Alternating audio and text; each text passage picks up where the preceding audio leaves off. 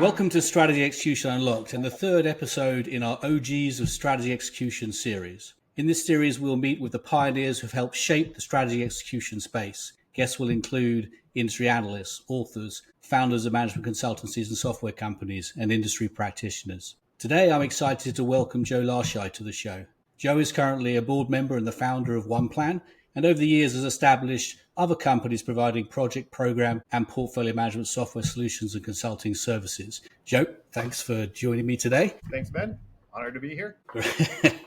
So, look, I'm excited about this one, specifically this episode, because I think you and I have had very similar careers when I think about it, right? Okay. And I guess the best place I wanted to start was, maybe you can provide an overview of your career to date, the companies you founded along the way, and maybe the evolution of whatever strategy execution means to you, over this time. Sure. No, absolutely. I think we've mirrored careers quite parallel to our lives. So sure. Yeah.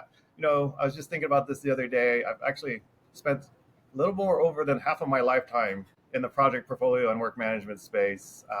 In the early 90s, used to band-aid Project Central with Windows SharePoint services and created a company called LMR Solutions where we'd help companies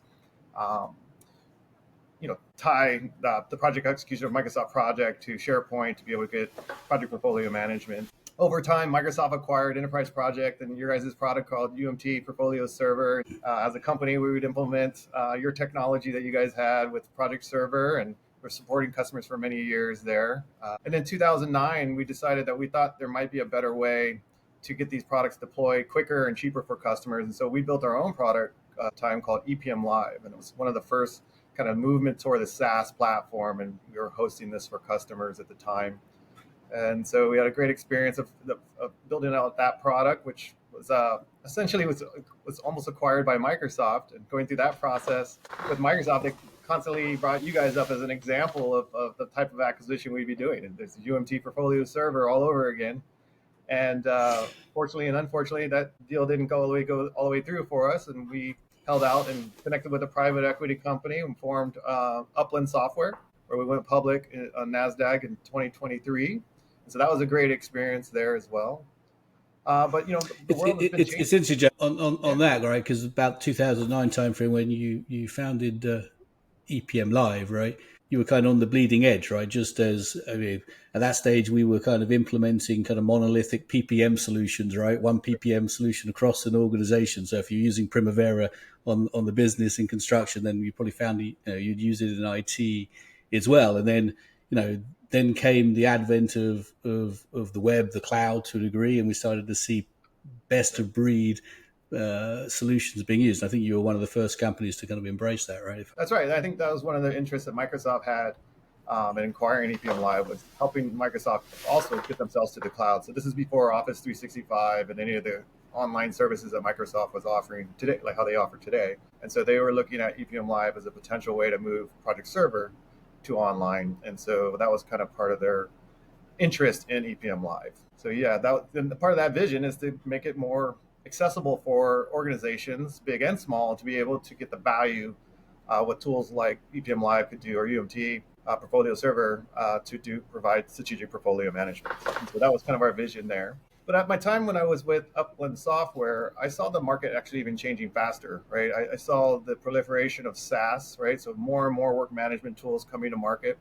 The digital transformation, the digital era of applications. Companies are becoming more software-based companies, and they're adapting methodologies like Agile. And so there was starting to be a big shift from more traditional waterfall type of long-term planning to more iterative planning. And so I saw an opportunity there to kind of reinvent and rebuild a solution that could adapt to the way I see the market is adapting to today with SPM. So I kind of look at it from moving from PPM to SPM. And so we saw that opportunity, and that's when we broke off from Upland Software and we started to work on our product called OnePlan. And that's kind of how we got to where we are today. So that's great, yeah, because I was going to say it's interesting, right? Because during, thinking back along my time, we're on the same era, right? Back in sort of 2004 to 2006, we were lobbying hard with Gartner and others, project management and portfolio management, which were two separate disciplines owned by, managed by different functions in the organization, to smash the two things together, right? To create what became modern day project and portfolio management, right? From my vantage point, and we thought about that, I think Gartner's first quadrant came out on that in 2004 or something, right? And it felt from like 2004 to probably the time you were creating the EPM live that, the portfolio management was kind of deferred a lot, right? Everyone just went on with time sheeting and other things, and the basics of bottom-up project management with deferred portfolio management. In here, you talk about strategic portfolio management, because I felt like from 2015 through to 2020 time from 2019, when Gartner first started talking about strategic portfolio management, we were doing, in the UMT days, the reverse lobbying, asking for portfolio managers to be separated from project manager or the two Ps, right? The bifurcation of that, so that because we felt like the action was there, right? You needed the portfolio management piece to harmonize all work across the organization, regardless of execution style. So it came kind of full circle to it.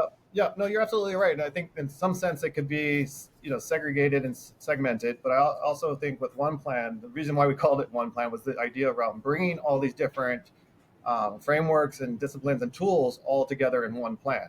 And so that's where we've built out the vision around the strategic portfolio management within OnePlan, is to connect to these tools. We weren't saying we were the best of everything.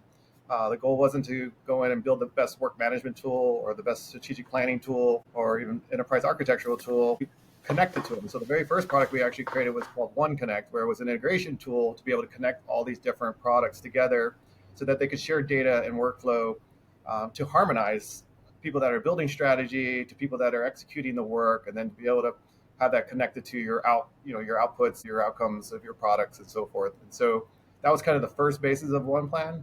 And over time, we started to build out more capabilities within the product itself to be able to kind of support a lot of that needs inherently. But at the end of the day, our fundamental belief with OnePlan is there's a best of breed tools out there that people can use on a day-to-day basis, and you can bring those all together using OnePlan. Yeah, and when you say that, you're referring as much to the kind of different forms of execution, whether it's agile, whether it's traditional execution, whether it's somewhere in the middle, or hybrid, whatever, right? And you also mentioned the other tools that exist in the other domains, like architecture or whatever it may be. And that's kind of how I see the space as well, right? It kind of takes a village to master strategy execution. You've got different functions that may have their own methodologies, may have their own tooling that ultimately needs to come together, right, to help support informed, agile decision making. That's right. The way I look at it, Ben, is today's world. I'll steal the term from Gartner. Never norm is here, right? It's back in old days. It was long-term 2-year program planning, 5-year program planning, and now you're down to quarterly iterative planning, right? You got a little bit of a mesh with the Agile and the old traditionals kind of coming and merging together to stay competitive, because things are changing so rapidly in today's world, right? You have pandemics, you have administrative changes, you have technology like AI coming to market. And so organizations, in order to be competitive, they need to plan strategically on an iterative basis, on a more common, more timely basis, and that needs to trickle down all the way down through execution and then to your outcomes or outputs as well on a timely manner. So these tools nowadays need to be connected. The way we see the problem in the past, or actually it's still a very big problem today, is these tools are still fragmented out into different parts of the organization. So you may be using PowerPoint to kind of communicate your strategy, or maybe even using a third-party tool. You might be using, a work management tool like Jira or Azure DevOps or Monday.com to manage your execution in different areas of your business. You might be using an enterprise architectural tool to map out your business architect, business capabilities, and they're all separated. They're not all aligned in one single view to better understand if you make a change in your strategy or where you're trying to go with your business, how is that going to translate to the rest of the business? So partly what our vision has been is to try to help connect those dots to help organizations quickly be able to adapt and change the business direction using OnePlan. I know one of the things that I struggled with, and one of the challenges that I see generally is, we used to work in pockets in an organization, IT or another portfolio outside of IT, but to bring all those things together, right? It ultimately needs to come from the enterprise down, right? Rather than kind of influencing from the different portfolios up, right? I know that's something where I always struggled with when I was running the product at UMT 360. And I think it's less of a struggle with the product, right? And more of a struggle with, is there an understanding from the executive team that strategy execution is suboptimal in the organization, which could be impacting them. And if there is an understanding, then, wanting to do something about that to be able to drive those kind of enterprise standards through the organization. I mean, from your, how do you see, from your customer base or your general experiences, right? The sort of supporting the individual portfolios or domains versus this being recognized now as an enterprise challenge that most organizations need to proactively deal with? No, that's a good question. And, I'll be honest with you. Obviously, being a product owner in building products, I take it from a tools angle. But strategic portfolio management is a lot more than just the tool itself. The tool is just an enabler to help you can deliver on those results. It does start from the top down, from an executive standpoint of having executive sponsorship and understanding the importance to be able to put together a discipline, a process, and a structure to the organization to be able to achieve really strategic portfolio management, to be able to align where you're trying to go as an organization, communicate that, collaborate it, connect it to the work that's done every single day. It's something that needs to be driven from the executive level down.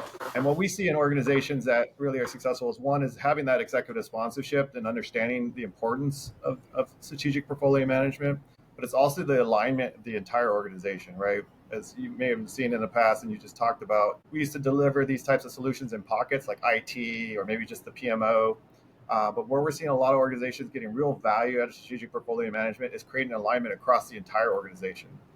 So, without using any of our company's names, but we have companies that have people in marketing that are aligned to the strategic objectives, same as IT, same as operations, and everybody is rowing in that same direction, that where the company is trying to go, versus marketing trying to go their own way, IT is doing their own thing, and everybody kind of has their own personal strategy. And that's where we see it struggle a little bit more. So really trying to bring everything together, and I think you've used the word a strategic execution office type of strategy is where we see the most value organizations get implementing this methodology. Yeah, and that's, I've said a lot on this show and certainly on in the strategy execution forum. I think there is that need for that enterprise function, whatever you want to call it, right? I call it the strategy execution office. I'm not necessarily the fan of the term enterprise PMO, just because I feel like, PMO may still have some negative tactical connotations, unjustly so maybe, but still it does. So sometimes you just need to rebrand something, right, at the enterprise level. And also, that office should, also have maybe a broader purview in terms of those other processes that make up strategy execution. So, understanding of how business architecture plays a role with strategic portfolio management, how obviously enterprise architecture supports business architecture, the different teams may be executing in different ways for different forms of project execution, which is okay. We don't need a one-size-fits-all per se. You can have a one-size-fits-all. We don't necessarily need a one-size-fits-all execution methodology. And of course, change management, right? So that office really thinking about how do I, take those macro controls, build a lean governance model to drive alignment across the organization, but also considering more than just what an enterprise PMO or even a PMO would normally consider. From my standpoint, I don't see every organization having one of these, right? Necessarily, right? Obviously, the organization needs to be a certain size and a certain complexity to warrant it. I think part of the reason is that, as I said earlier, that the senior execs or C-suite maybe don't understand the impact of suboptimal strategy execution capabilities, and therefore, aren't going to fund the creation of that office to go and make the complex changes potentially needed to drive the process changes across the organization. Assuming you agree with that, why do you think that the execs don't understand the impact that suboptimal strategy execution capabilities may be having on their organization from a value realization point of view?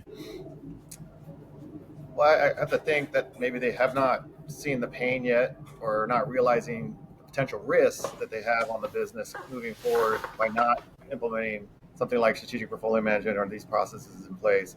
A lot of the people that we work with have felt the pain, either through the pandemic era of like having to move online from being brick and mortar types of shops, competitive situations where people have advanced their technology faster online, and then others. And so those companies are the ones that are seeing and believing in and the concept and idea around strategic portfolio management than others are just not feeling that pain yet. More traditional, longer term planning thinking could be the potential challenges that we're seeing with that. It's that executive buy-in for the top level, understanding the benefits to driving strategic value is really important. No, that makes sense.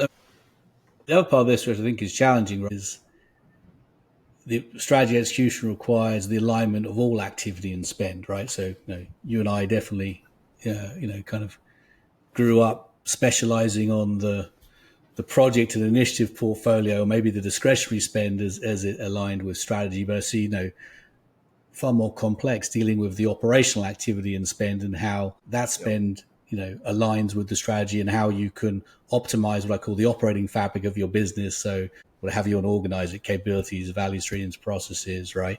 Supporting IT infrastructure. And that's where I think, integrating the architectures, I call it the architectures, both business and enterprise architecture helps. What are you seeing there in terms of your customer base or just in the companies out there? Yeah, I would think, again, it's just from what lens do you want to take, your position into what we're calling strategic portfolio management, right? I see a lot of organizations take it from more of an enterprise architecture approach, right? Being able to map out their business capabilities to the business architect, to understand what their business processes are about, and then lay that into what being executed and operationally managed out in the market. I've seen other people come in from more of the strategy standpoint, so laying their OKRs, right, to objectives and key results, and then tying in their initiatives to those key results to see what's driving the strategy and how they're adding value. Really depends what lens that organization wants to come from it. I see it come from innovation. If they're more product driven, they might come at it from more of an innovation perspective. It's just what is the priority for you for your strategy, and that you need to kind of come in at it from that angle. But I think you're right. At the end of the day, it's connecting all of these different disciplines together to be able to get the full understanding and output of value that you get from strategy execution.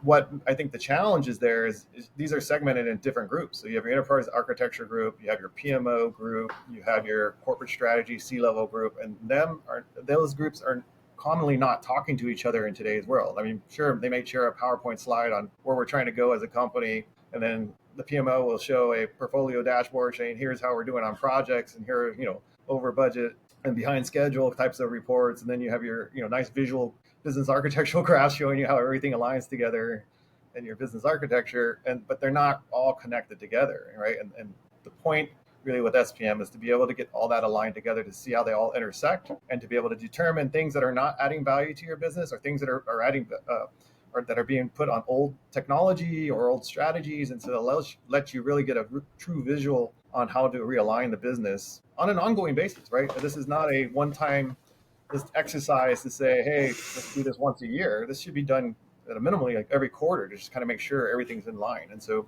connecting those three different disciplines and departments and groups is a challenge. And so one of the areas that we see a lot of as well, I know you kind of call it a strategic execution office, and I think that's a great term for this, but transformation offices is where I see a lot of that, where that comes from. So people that are in charge of transforming a business. So when an executive sees the need to make sure they're constantly transforming and keeping up with the never norm, it's never normal, it's what the never norm means. I think when they invest into something like a digital transformation office or just a transformation office, it's where you'll see those people being able to connect those dots for the organization. But I like the strategic execution office name better. Yeah, I mean, it's a name, right? I mean, to me, it's what you call it is it can be branded anything, right? As long as I think it ties into the C-suite and has the remit to go out there and develop that strategy execution muscle in the organization, whether it's a one-off transformation, right, in terms of, or whether it's applying that to all transformations, going forward. And I always say it takes a village, right, to master strategy execution, right? And I think that's it, right? It's how do you, of course, bring the process together, but how do you bring those functions together and play well in the sandbox, right? Because I feel like when I look at strategic portfolio management or both architectures or project management or change management, right? There's sort of Venn diagram of how they converge on strategy execution, and there's overlap and redundancies. By eliminating that overlap and redundancies, and then by, of course, personalizing, right, whatever governance model you build to that organization. I think that's also important, right? Because one size fits all, fits no one at the end of the day, right? But then, you can bring these teams together to figure out, okay, how should we do this, right? What's the right model for the common good, even though we are going to do our own roles and have our own responsibilities, where we're going to get down into the weeds of each of the specific functions, which is important, right? But then have that cohesive operating model where, you don't have fractures between the processes where value is going to seep through ultimately, right?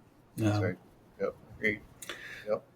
So, when you think about the next 3 to 5 years or so, doesn't really matter the time frame. What do you think the next evolution is for?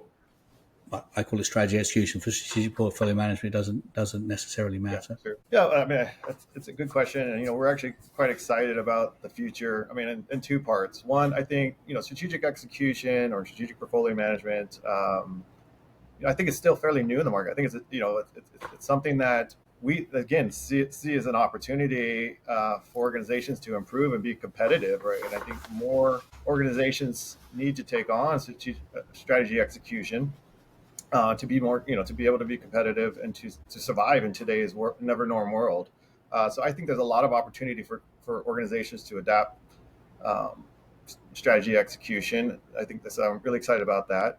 I mean, obviously, the low-hanging fruit on that question is AI, right? AI, we feel like it's going to be a disruptor in this market in ways that make it easier actually for people to adapt, right? To strategy execution. I think the hard part that we're seeing, from a product standpoint, is, as you talked about, is connecting all those dots, right, and disciplines between the different groups with different tools, methodologies, and that takes a lot of work up front to try to create that alignment, where we see AI being able to connect those dots a lot quicker for organizations and be able to communicate strategies and things that they can do to make their company be more successful quicker. And so we see that really just allowing for the adoption of strategy execution, be adaptive, quicker, and cheaper for organizations. So we're really excited about that going into the future. Yeah, I like that, especially the first point, right? Because I feel exactly the way you do, right? I think that you and I have been focused on strategic portfolio management, strategy execution for a long time. It hasn't necessarily been mainstream, and I think we're sort of reaching that tipping point where I think it's going to be critical for organizations to develop this muscle, right? To develop this muscle and get better at the intersect of those 5 processes that I mentioned, to make sure that you are building that cohesive operating model that can accelerate and maximize value, right? Because I think there is value being lost here, right? And it is holding organizations back. And I, as I said in previous episodes, I kind of feel a little bit like the executives either ignoring this fact or just see it as a cost of doing business, versus saying, look, like, we need to develop this muscle across the organization to do better faster, right? And once that happens, right, then there's going to be a lot more people doing this and a lot of innovation springing around this, right? Yeah, I honestly think it's the only way in today's world to really stay up to speed and be competitive. I mean, we used to use a slide where we show like a Woolworth, and then you talk about Amazon, and then you talk about Blockbusters, and you talk about Netflix, and then you talk about Toyota, and you talk about Tesla. And it's like, look, someone's going to surpass you if you're not staying, if you're keeping your eye on the ball. And strategy execution is the absolute way to make sure you're keeping your eye on the ball and you're being able to pivot and move in real time the business and effort. So I think you're right; it's going to become mainstream here in the near future. No, that's great. Well, Joe, look, I don't want to take too much more of your time. I appreciate you taking the time to join us today, and good luck at everything at OnePlan in the future, capitalizing on the strategy execution opportunity. Thanks for joining, and hope you have a good rest of the day. All right. Thank you, Ben. It's great catching up. Take care. All right. Cheers, Joe. All right, bye.